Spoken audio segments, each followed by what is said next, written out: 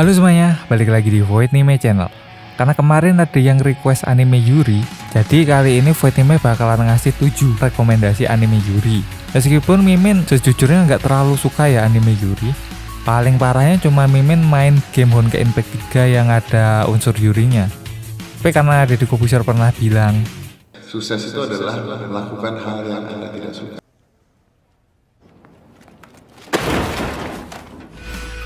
mari kita mulai di sini dengan anime yang sekarang lagi ongoing di YouTube News Indonesia, yaitu Tensei Ojo.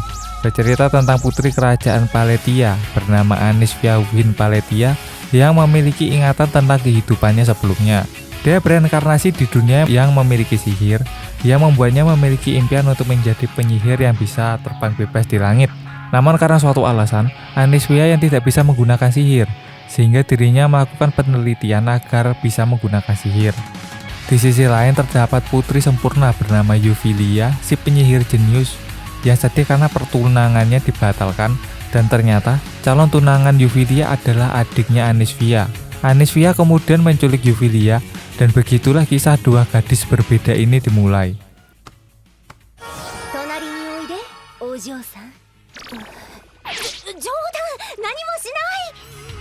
Nomor 2. Ticolis Recoil. Jepang menjadi salah satu negara yang memiliki tingkat kriminalitas paling rendah.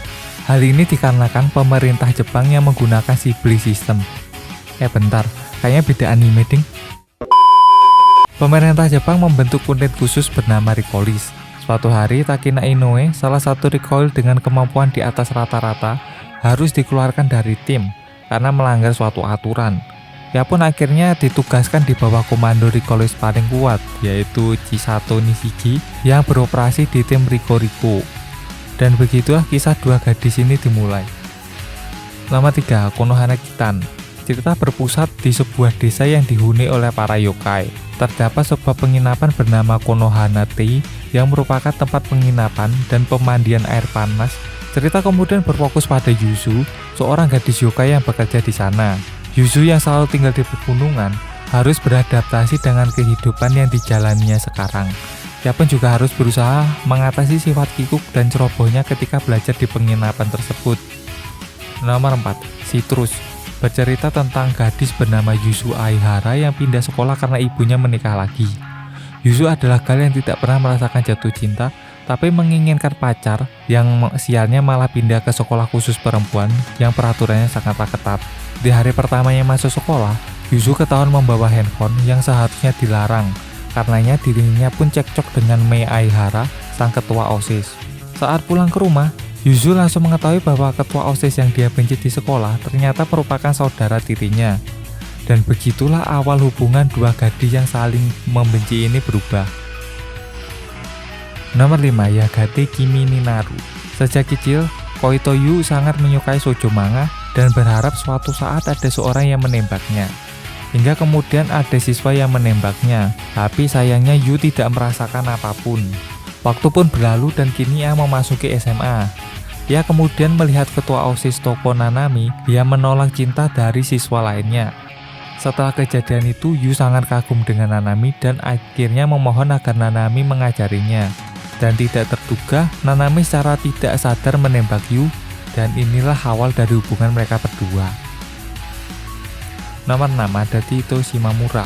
Bermula dari dua siswa yang bertemu di lantai atas gedung olahraga sekolahnya.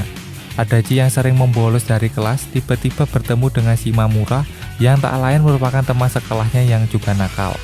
Keduanya kemudian menjadi akrab dan seiring berjalannya waktu muncul perasaan aneh di dalam diri Adachi saat bersama Shimamura. Dari sinilah kedua gadis ini belajar satu sama lain akan perasaan mereka. Nomor 8. Akuma no Ride. Azuka Tokaku adalah seorang yang telah dilatih menjadi pembunuh. Suatu hari, ia tiba-tiba ditugaskan untuk masuk ke kelas Kurogumi di sebuah sekolah khusus wanita yang bernama Myojo Academy. Kelas tersebut sebagai kelas elit, di mana hanya orang-orang tertentu saja yang dapat masuk ke kelas tersebut. Kelas tersebut diisi oleh 12 orang yang terlihat biasa, namun sebenarnya mereka semua adalah pembunuh profesional yang mengikuti sebuah perlombaan, yaitu membunuh Ichinose Haru. Siapapun yang paling cepat menyelesaikan misinya akan mendapat hadiah Tapi Tokaku malah bertindak sebaliknya, di mana dirinya malah memilih melindungi Haru. Bagaimanakah nasib akhir keduanya? Sekian video kali ini, bagaimana tanggapan kalian? Atau kalian punya request pembahasan lainnya? Silahkan komen di bawah. Dan jika kalian menyukai video ini, silahkan like dan subscribe. Dan sampai jumpa di video selanjutnya.